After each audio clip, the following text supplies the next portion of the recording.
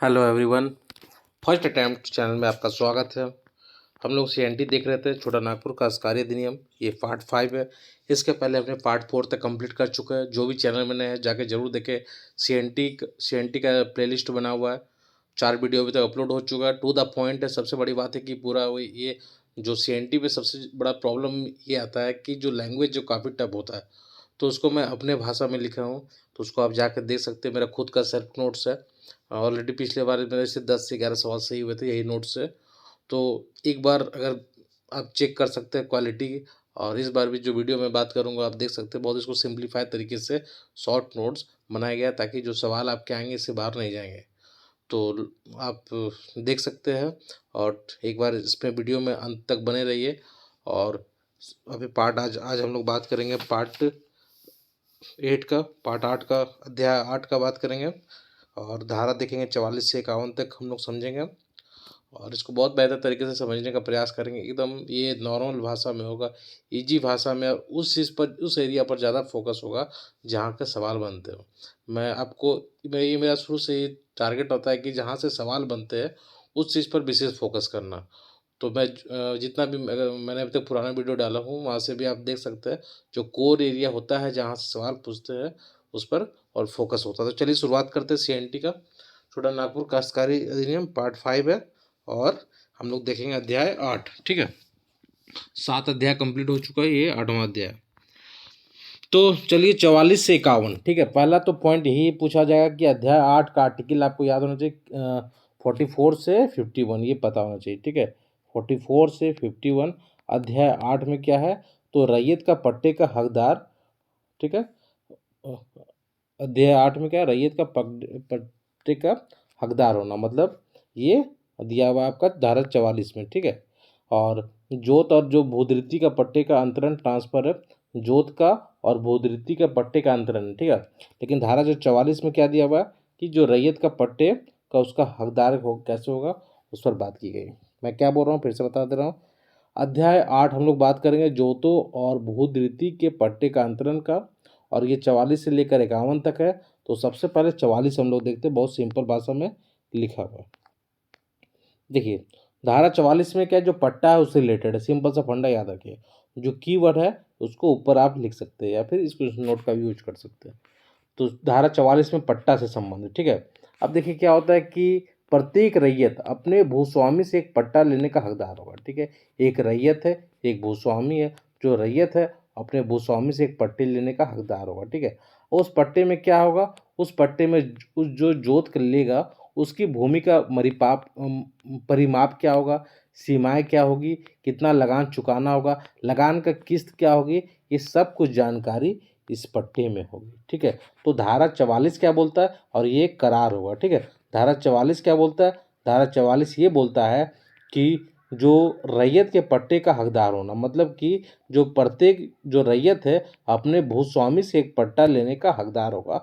और उसमें लगान क्या होगा, किस्त क्या होगा, कितना उपज का हिस्सा क्या है, इस सारा कुछ का शर्त उल्लेख रहेगा। ठीक है, जो भी विशेष शर्त है वो उल्लेख रहेगा। तो धारा 44 में आपको ये याद रखना है कि जो रैयत है वो पट्टे का हकदार होगा। तो 44 में पट्टा, ये याद रख लीजिए। ठीक है, और उसमें जो भी जानकारी है उस पट्टे में सब कुछ क्लियर रहेगा। अब हम लोग, मुझे उम्मीद है कि 44 आपको समझ में आ गया होगा। 45 देखते हैं। 45 में प्रतिलेख। ठीक है, 45 में क्या, प्रतिलेख। ठीक है, भूस्वामी जब किसी काश्तकार का को कोई पट्टा देगा तो भूस्वामी पट्टे के अनुरूप जो प्रतिलेख होगा वो पाने का हकदार होगा। जो प्रतिलेख है, जो उसका कॉपी है, प्रतिलेख है, वो पाने का हकदार कौन होगा, तो भूस्वामी। तो सिंपल सा बात है, क्योंकि उसके पास भी तो होना चाहिए प्रतिलेख। तो पट्टा दे दिया 44 में और प्रतिलेख पाने का अधिकार भूस्वामी को होगा। उसके अनुरूप पट्टे अनुरूप प्रतिलेख पाने का हकदार होगा 45 में। तो सिंपल सा बात है, 44 45 कुछ नहीं। 46 काफ़ी इंपॉर्टेंट है, 46 से सवाल आते हैं और फिर भी आएंगे। 46 में बहुत लोग कंफ्यूज करते हैं, मैं बहुत सिंपल तरीके से आपको बताऊंगा, ये बात को थोड़ा सा वेट कीजिए। देखिए 46 में क्या है, इसको हम लोग समझते हैं। ठीक है, 46 में 2-3 चीज़ बात है, ये ध्यान में रखना है। रैयत द्वारा अपने अधिकारों के अंतरण पर प्रतिबंध। ठीक है, रैयत जो है उसके जो अपने अधिकार है उसके अंतरण पर प्रतिबंध लगाता है। ठीक है, अब ये देखिए कैसे है, इसको समझिए। रैयत द्वारा अपने जोत या उसके किसी भाग पर अधिकार का 5 वर्ष से अधिक अवधि के लिए के लिए तथा विक्रय दान या किसी अन्य संविदा मतलब एग्रीमेंट द्वारा अंतरण नहीं किया जा सकता। आपको क्या याद रखना है, आपको ये याद रखना है कि 5 वर्ष से ज़्यादा रैयत अपने जोत को विक्रय दान और संविदा विद्वान नहीं होगी रैयत का। ठीक है, ये पॉइंट ध्यान रखना है कि 5 वर्ष से ज़्यादा रैयत अपने जोत का विक्रय दान संविदा जो संविदा है एग्रीमेंट है वो विद्यमान नहीं होगी। ठीक है, 5 वर्ष से अधिक अवधि के लिए विक्रय दान या किसी अन्य संविदा द्वारा अंतरण नहीं किया जा सकता, मतलब ट्रांसफर नहीं किया जा सकता है। ये पॉइंट ध्यान में रखना। लेकिन जब आ जाएगा मामला भुगत बंधक का, ठीक है, तो वो कंडीशन 7 वर्ष हो जाएगा, ये भी आपको ध्यान में रखना है। ठीक है, देखिए, लेकिन परंतु कोई रैयत अपने जोत का 7 वर्ष से कम किसी कालावधि को भुक्त बंधक कर सकेगा। ठीक है, मतलब कहने क्या मतलब है, कोई भी जो रैयत है अपनी जोत या उसके किसी भाग को 7 वर्ष से कम किसी भी अवधि के लिए भुगत बंधक करा सकता है। ठीक है, तो भुगत बंधक कितने साल करा सकता है, तो 7 वर्ष के लिए। जब भी ये टर्म आएगा, सिंपल तरीका बताता हूँ मैं, जब भी आपको ये टर्म दिखाए कि इसमें 46 के अंदर कि भुगत बंधक, तो ऑप्शन में 7 वर्ष मार दीजिएगा। ठीक है, लेकिन वैसे जब मामला आएगा बेसिक बात तो रहिए, तो अपना कितना साल के लिए, 5 वर्ष से अधिक अवधि के लिए विक्रय दान या किसी अन्य एग्रीमेंट द्वारा ट्रांसफर नहीं करेगा। लेकिन जब बात आता है किसका, भुगत बंधक का, तो उसका आंसर होगा 7 वर्ष। इसको याद रखना है, सवाल यही पूछा जाएगा, ऑप्शन में रहेगा 5 साल, 7 साल, 12 साल, 3 साल, ऐसे कुछ डाल देगा। तो भुगत बंधक में ये आंसर होगा 7 साल, ये याद रखना है आपको। मैं इस चीज़ पर ज़्यादा फोकस कर रहा हूँ जहाँ से सवाल बनेगा आपका। आप इस मैं जो बता रहा हूँ उसके बाद आप लेक्चर से आप कोई भी टेस्ट सीरीज जो भी है उसके पास लगा के देखिएगा, जितना मैं बता रहा हूँ आपके सवाल गलती नहीं होंगे। चलिए आगे देखिए, अगला पॉइंट इसमें क्या, सब धारा 46 का बात हो रहा।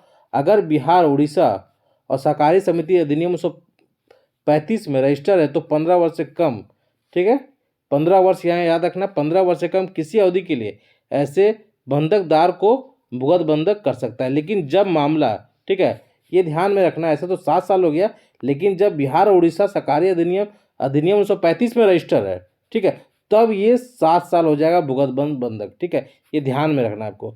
मैंने 3 कंडीशन बताया, फिर से सुनिए मेरे बात को, और सही लगा तो इसको लाइक और शेयर कीजिए ताकि जो भी जेन्युइन स्टूडेंट है जिनको भी प्रॉब्लम हो रहा है सीएनटी में उनको ना हो। धारा 46 में मैंने 3 बात बोला। एक तो बोला कि बहुत इंपॉर्टेंट, इसको ध्यान से सुनना आपको, रैयत जो है अपने जोत को विक्रय दान संविदा जो एग्रीमेंट है कितने के लिए, तो 5 वर्ष से ज़्यादा, ठीक है, 5 वर्ष से अधिक अवधि के लिए कर सकता है। ठीक है, लेकिन जब मामला आता है भुगत बंधक का, तब वो 7 वर्ष का कंडीशन हो जाता है। ठीक है, लेकिन वही चीज़ जब बिहार उड़ीसा सहकारी अधिनियम 1935 में रजिस्टर है तो जो बंधक है वो 15 वर्ष से कम किसी अवधि के लिए ऐसे को भुगतान कर सकता है। ठीक है, तो 15 वर्ष वहाँ पे 15 वर्ष से कम, ये कंडीशन याद रखिएगा। ठीक है, तो 5 वर्ष, 7 वर्ष और 15 वर्ष कब हो जाएगा, तो बिहार उड़ीसा सहकारी अधिनियम 1935 में रजिस्टर है तो। ठीक है, ये ध्यान में रखना है। ठीक है, भुगत बंधक के तहत बंधक लेने वाले एक तय अवधि के लिए बंधक में दी गई भूमि को उत्पादन का उपभोग कर सकता है। ठीक है, तो वो मैंने पहले ही बता दिया था। तो ये 3-4 चीज़ याद रखिएगा। भुगत बंधक नॉर्मली आपका 7 साल, लेकिन जब रजिस्टर है सहकारी समिति अधिनियम 1935 में तो ये 15 साल का मामला हो जाएगा। ठीक है, देखिए अगला पॉइंट जाइएगा तो इसमें ये मामला में बहुत सारा कन्फ्यूजन, बहुत सारा इंपॉर्टेंट पॉइंट है, बहुत सिंप्लीफाई करके मैं यहाँ बता रहा हूँ। अगर रैयत एसटी है, ठीक है, अगर ऐसी अधिभोगी रैयत जो किसी अनुसूचित जनजाति का सदस्य हो, ठीक है, उपायुक्त की पूर्व मंजूरी से अपनी जोत या उसके किसी भाग को अधिकार विक्रय विनिमय ये द्वारा अनुसूचित जनजाति के किसी व्यक्ति को ट्रांसफर कर सकता है, तो उसी पुलिस थाने का वो होना चाहिए। अब देखिए इसको मैं कितना सिंप्लीफाई तरीके से आपको समझाता हूँ। रैयत है, एसटी रैयत है, उपायुक्त मंजूरी से, डीसी की मंजूरी से जोत भूमि बिक्री किसी एसटी को करता है तो उसी पुलिस थाने के अंदर होना चाहिए। अगर ये एसटी है तो ये भी एसटी है, कंडीशन क्या अप्लाई होता है कि सेम पुलिस थाना होना चाहिए। लेकिन ये केस सिर्फ एसटी में अप्लाई है, जब हम लोग एससी अभी पढ़ेंगे एससी और ओबीसी तो वहाँ चेंज हो जाएगा। तो समझना क्या आपको कि कोई एसटी रैयत है, ठीक है, ट्रांसफ़र कर रहा है तो उपायुक्त की मंजूरी से ही करना होगा। ठीक है, दूसरी बात है कि दूसरा भी जो लेने वाला भी एसटी होना चाहिए, और कहाँ होगा उसका, तो उसी पुलिस थाने के क्षेत्र, ये इंपॉर्टेंट है, उसी पुलिस थाना, ये इंपॉर्टेंट है, यहीं आपको एग्जाम में फंसाया जाएगा। ठीक है, दे दिया जाएगा, जिला इस टाइप से कुछ दे दिया जाएगा उस ब्लॉक में। तो ये याद रखना है पुलिस थाना का हम बात किया गया एसटी के मामले में, ठीक है। लेकिन वहीं वहीं अगर हम लोग बात करें एससी और ओबीसी का मामला, जब भी मामला आता है एससी की अनुसूचित जाति और ओबीसी का बात आएगा, तो फिर क्या हो जाएगा, अगर वो विक्रय करता है या फिर विनिमय करता है या दान करता है, तो फिर क्या होगा, तो उस जिले का, तो इसमें क्या है, जो वो सेल करेगा एससी और ओबीसी को, तो ये ध्यान में रखना है कि उसी जिले का स्थानीय सीमा के अंदर होना चाहिए, ठीक है, उसी जिला का होना चाहिए। तो एससी और ओबीसी में जो कंडीशन अप्लाई होता है वो जिला इंपॉर्टेंट है, लेकिन जब मामला एसटी और एसटी पर आता है तो उसी पुलिस थाने में। सवाल यहीं से बनेगा और यही पूछा जाएगा। जो मैं बता रहा हूँ उसको याद कर लीजिए बढ़िया से, इससे बाहर नहीं पूछा जाएगा आपको, ठीक है। ये हो गया आपको, ठीक है। बाकी अगला पॉइंट है बिहार उड़ीसा सहकारी समिति अधिनियम 1935 के तहत रजिस्टर है, तो उसका स्वामित्व होगा सेंट्रल और स्टेट का 51% से मिलाकर होना चाहिए, ठीक है। तो ये ठीक है, लेकिन जो इसके पहले मैंने पॉइंट बताया सबसे वीवीआई है धारा 46 में, ठीक है। और आगे हम लोग देखते हैं। देखिए, अगर एससी एसटी ओबीसी नहीं है तो जोत का अंतरण ट्रांसफर विक्रय विनिमय किसी भी अन्य व्यक्ति को भी कर सकेगा। वो मान लीजिए एससी नहीं है, एसटी नहीं है, ओबीसी भी नहीं है, तो जो अपना जोत का जो ट्रांसफर है वो किसी को भी अन्य व्यक्ति को भी कर सकेगा, इस, ठीक है। ये भी ध्यान में रखना है। अब हम लोग और धारा 46 में कुछ और पॉइंट दिया है। उपायुक्त का पक्षकार क्या है, देखिए, जोत का एक पक्ष, एक पक्षकार एसटी है, दूसरा एसटी नहीं है, तो ऐसे वाद को कौन सुनेगा, आवश्यक पक्षकार कौन होगा, तो डीसी होगा, उपायुक्त होगा, ठीक है। मान लीजिए एक एसटी है, दूसरा एसटी नहीं है, तो ऐसे विवाद को समाधान करने के लिए कोई तो होना चाहिए ना, तो वो डीसी करेगा, ठीक है, उपायुक्त करेगा। ये ध्यान में रखना है धारा 46(3) में, ठीक है। इतना भी याद नहीं रहे धारा तो कोई दिक्कत नहीं, 46 के अंदर ये बस याद रखिए, 46(3)(a) 3(4) उतना इंपॉर्टेंट नहीं, ठीक है, रहा तो याद, ठीक है। देखिए अगला पॉइंट क्या है, इसको हम लोग देखते हैं। 3 वर्ष के भीतर समावधि में अगर रैयत के आवेदन करने पर जोत का अधिकार फिर से कब्जा मिल सकता है, ठीक है।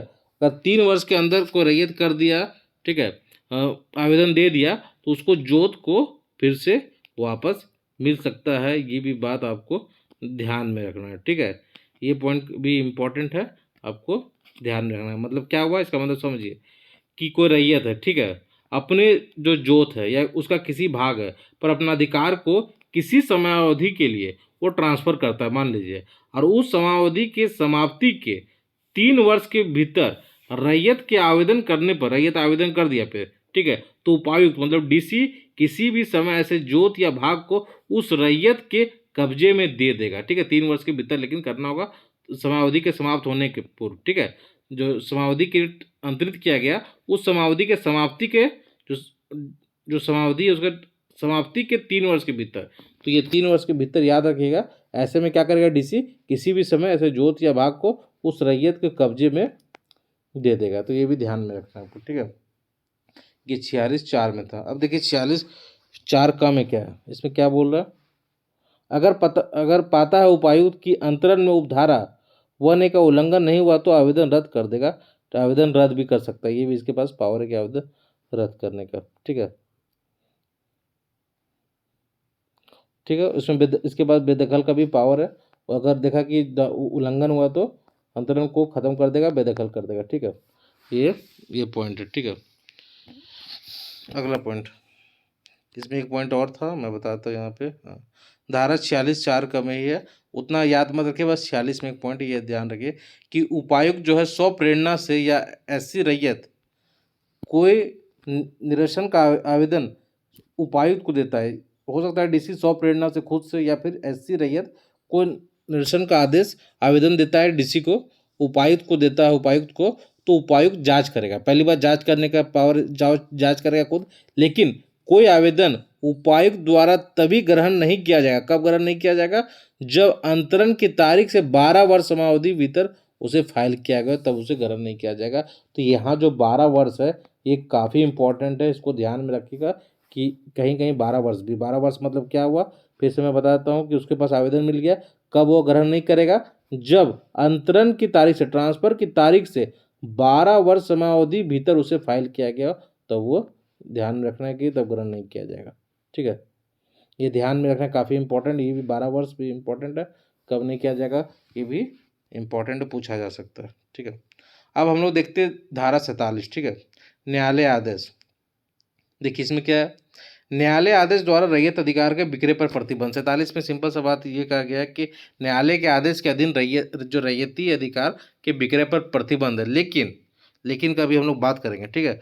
अधीन किसी रैयत के जोत या भाग अधिकार के बिक्रे के लिए कोई आदेश पारित नहीं किया जाएगा, लेकिन निम्न कड़िया कुछ परिस्थितियां हैं जहां पे ये आदेश पारित किया जाएगा। तो ऐसी कौन सा कंडीशन होता है जहां न्यायालय को ये मतलब कि आदेश को पारित करना पड़ता है, ठीक है, बिक्रे के आदेश को पारित करना पड़ता है। आखिर वैसा कौन सा सिचुएशन आ जाता है, तो वही सिचुएशन का हम लोग बात करेंगे कि धारा 47 में उस सिचुएशन का बात किया गया, ठीक है। जब लगान बकाया है तब वो कर सकता है, उधार बैंक ऋण वसूली का मामला है तब, बिहार उड़ीसा लोक मांग वसूली अधिनियम द्वारा उबंधित प्रक्रिया के अधीन है तब ये कर सकता है। मतलब कि ऐसे समझिए कि जोत के संबंध में जो बकाया लगान है उसका वसूली के लिए मामला कर सकता है, न्यायालय आदेश पारित कर सकता है। किसी उधार या बैंक ऋणी की वसूली के लिए कर सकता है। बिहार उड़ीसा लोक मांग वसूली अधिनियम द्वारा उबंधित प्रक्रिया के अधीन है, अगर ऐसा मामला है तो न्यायालय आदेश पारित कर सकता है, वैसे नहीं कर सकता, ये भी आपको ध्यान में रखना है, ठीक है।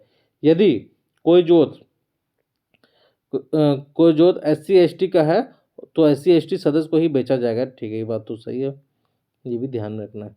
धारा 48, देखिए धारा 47 में न्यायालय के आदेश ये ध्यान में रखना है, ठीक है। वैसे तो नहीं करेगा लेकिन कुछ कंडीशन में कर सकता है, वो कंडीशन मैंने बता दिया आपको। धारा 48 क्या, भूयरी भूधृति के अंतरण पर प्रतिबंध, ठीक है, ट्रांसफर पर प्रतिबंध लगाता है। आखिर ऐसा क्या कंडीशन होता है, देखिए जैसे 48 याद रखें, भूधृति के अंतरण पर प्रतिबंध, ठीक है। जैसे कोई आदिवासी रैयत अपने जोत या उसके भाग के अधिकार को अंतरित करता है वैसे ही भूय्यर करेगा। जैसे हम लोग अभी पढ़े हैं कि जो आदिवासी रैयत अपने जोत या भाग को ट्रांसफर कर देता है वैसे ये भी करेगा भूय्यर भी। तो पहला बात तो यही कॉमन सा बात लिखा हुआ। राज्य सरकार नियम बनाने का पावर है। दूसरा पॉइंट है कि राज्य सरकार के पास पावर है कि नियम बना सकती है। भूयरी कुटुंब अपने भूधृति विक्रय को दान विनय के लिए वो राज्य सरकार नियम बना सकती है। तो ये बात को आपको ध्यान में रखना है, ठीक है। राज्य सरकार के पास पावर है, तो सिंपल सा बात है ना। बाकी इसमें इतना नहीं पूछेगा, लिखा हुआ चाहे तो पढ़ सकते हैं आप, लेकिन पूछा नहीं जाएगा। और बस 48 में याद रखिएगा, भूयरी भूधृति के अंतरण पर प्रतिबंध है, ठीक है।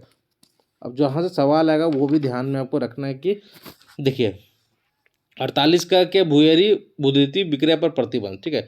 न्यायालय जो है भूयरी भूधृति के अधिकार को विक्रय हेतु कोई आदेश पारित नहीं करेगा, ये 48 क में कहा गया। तो न्यायालय के पास पावर नहीं, ऐसा कहा गया 48 क में, ठीक है।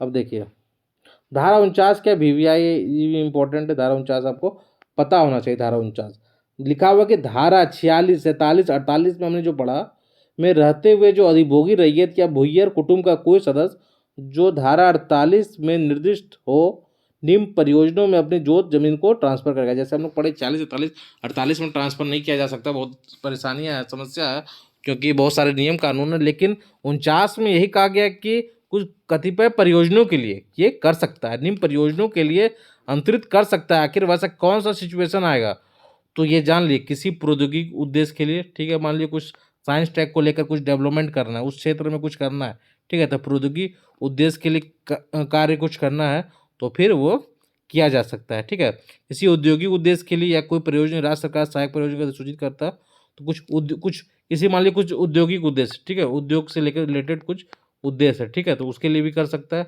ये भी ध्यान में रखना है, ठीक है। राज्य सरकार औद्योगिक उद्देश्य हो गया यहाँ पे, ठीक है। किसी औद्योगिक उद्देश्य के लिए, दूसरा किसी खनन कार्य के लिए, ठीक है, कुछ खनन कार्य के उद्देश्य रिलेटेड तो उसको फिर किया जा सकता है। राज्य सरकार सहायक परियोजना रूप में या मार्ग के रूप में कुछ मार्ग का निर्माण करना तो उस प्रकार से भी इसका किया जा सकता है। ऐसे अंतरण राष्ट्रीयकृत दस्तावेज के तहत हो, ठीक है। मतलब कुछ कंडीशन 49 में होता है जहाँ पे उसको किया जा सकता है, अंतरण कर सकता है अपनी जमीन को, ठीक है। तो किसी औद्योगिक उद्देश्य के लिए, ठीक है, औद्योगिक होगा यहाँ पे ध्यान में रखना है आपको, किसी औद्योगिक उद्देश्य के लिए, राज्य सरकार के सहायक परियोजना रूप में या मार्ग के रूप में, ठीक है, खनन कार्य से रिलेटेड कुछ कार्य करना है, ठीक है, या फिर ऐसा अंतरण जिसमें राष्ट्रीयकृत दस्तावेज के तहत हो तब भी वो किया जा सकता है। ये ध्यान में रखना है। 49 मतलब 49 में ये ध्यान में आपको रखना है कि कुछ ऐसा प्रोविजन है जहाँ पे ये ट्रांसफर किया जा सकता है, ठीक है। धारा 50 भूस्वामी द्वारा भूधृति या जोत का अर्जन, ठीक है। अब देखिए क्या लिखा हुआ धारा 50 में, क्या लिखा हुआ कि धारा 46 और 47 के होते हुए भी उपायुक्त भूस्वामी द्वारा आवेदन देने पर उस भूमि को खैराती, धार्मिक, शैक्षणिक प्रयोजन हेतु उसके अर्जन का अनुमति दे सकता है। मतलब डीसी के पास पावर है कि इसको कोई भी अगर भूस्वामी द्वारा आवेदन देने पर उस भूमि को खैराती के लिए, धार्मिक कार्य के लिए, शैक्षणिक प्रयोजन हेतु उसके अर्जन को अनुमति दे सकता है। ठीक है, राज्य सरकार द्वारा खनन कार्य हेतु उपायुक्त अर्जन आदेश दे सकता है। ठीक है, तो इसके पास पावर है धारा 50 में। ठीक है, धारा 46 फिर से मैं बता रहा हूँ, धारा 46 और 47 में किसी बात के होते हुए भी, ठीक है, धारा 46 और 47 में होते हुए भी उपायुक्त भूस्वामी द्वारा आवेदन देने पर निम्न परियोजनाओं के लिए भूधृति के अर्जन की अनुमति दे सकता है। कब?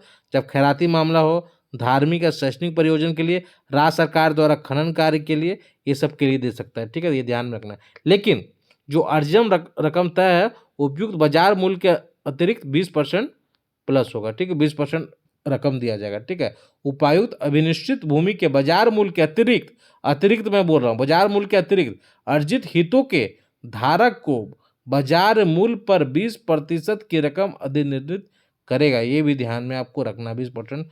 ये 20% डाटा याद रखना, सवाल आपको पूछ दिया जाएगा आपसे। दूसरी बात, यदि जोत के किसी भाग को कब्र के लिए, मंदिर के लिए, मस्जिद के लिए, पूजा स्थल के लिए, शमशान, पवित्र उपवन है तो उपायुक्त भूमि के अर्जन का प्राधिकृत नहीं करेगा। ठीक है, यदि कोई जोत का भाग है, वो भूमि मंदिर है, वहाँ पे मान लीजिए मस्जिद है या पूजा का कोई अन्य स्थान या पवित्र उपवन है, तो फिर उपायुक्त के पास पावर नहीं कि वो अर्जन कर देगा। ठीक है, भूमि के अर्जन के लिए प्राधिकृत नहीं करेगा उपायुक्त, ये भी ध्यान में रखना है, ये भी कंडीशन है इसमें। ठीक है, धारा 51 से पेमेंट से याद है, भूमि अर्जन के बाद भूमि अर्जन हो गया तो पेमेंट तो दिया जाएगा, पर्याप्त भुगतान पाने के बाद। ये सब पेमेंट से धारा 51 रिलेटेड है। तो इस प्रकार से अध्याय 8 का कंप्लीट करने का मैं प्रयास किया हूँ। बताइएगा लेक्चर कैसा लगा, अच्छा लगा तो इस तरह से वीडियो आपको लगातार मिलते रहेगा। और टेलीग्राम चैनल पे हम लोग मेरा डेली टारगेट भी आता है, अगर नहीं देखे तो जाकर देख सकते हैं, उसमें हम लोग टेलीग्राम पर डिस्कस करते हैं। धन्यवाद।